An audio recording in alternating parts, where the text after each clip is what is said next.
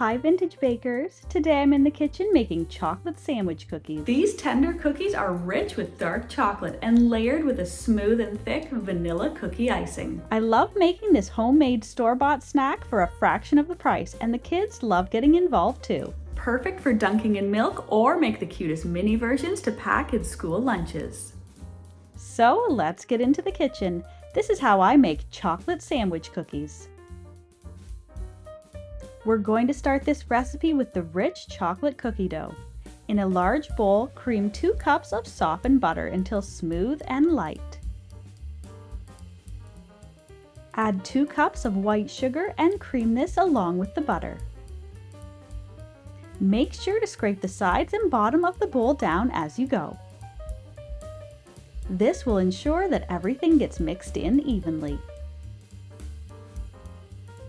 Beat in 2 eggs and 2 teaspoons of vanilla.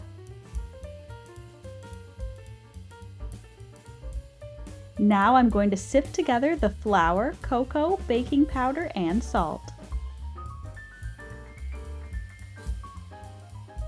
I'm just going to do this right onto a piece of parchment paper so I can easily slide it into the batter.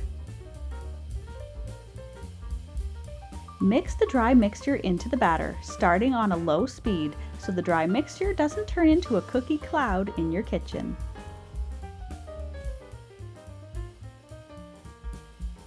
Mix just until the cookie dough holds together.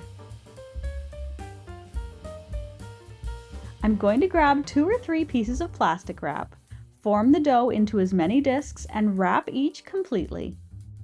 These are going to chill in the fridge for at least an hour and can be left to chill overnight if needed. Place the chilled dough onto a lightly floured surface and roll it out thinly, about 1/8 inch thick. Make sure to move the dough around often and apply more flour as needed to stop anything from sticking to the counter or the rolling pin. Now I'm going to use a few different size cookie cutters to make big, medium, and tiny sized cookies. You can use these just as they are, or you can add a little decorative flourish by adding some stamped designs onto the top of the dough. The dough cutouts are going to go onto a few lined baking sheets and chill in the freezer for 15 to 20 minutes. Don't skip this step because chilling the dough before being baked is going to help the cookies not to spread when they hit the heat of the oven. That way you won't lose any of the decorative design on top. After chilling, my cookies are ready to go into my preheated 350 degrees Fahrenheit or 180 degrees Celsius oven for 9 to 11 minutes, depending on the size of your cookies. Let them cool for a few minutes on the tray to set, and then they can be moved to a wire rack to cool completely. While I'm cooking my batches of cookies, I'm going to get started on the vanilla filling.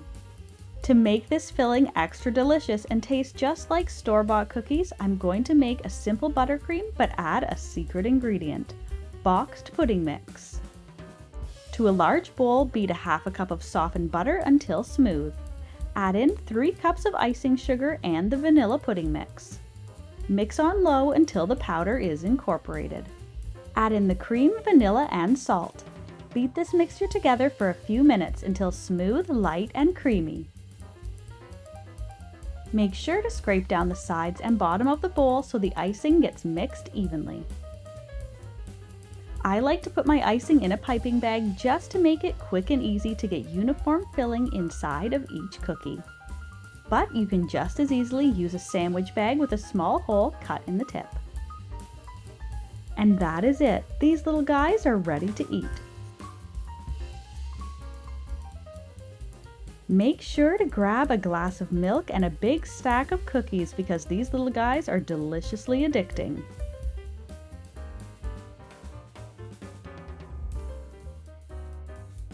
Enjoy!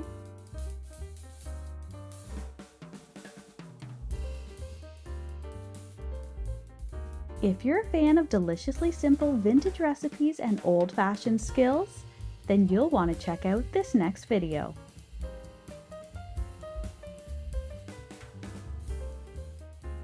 Thanks for stopping by.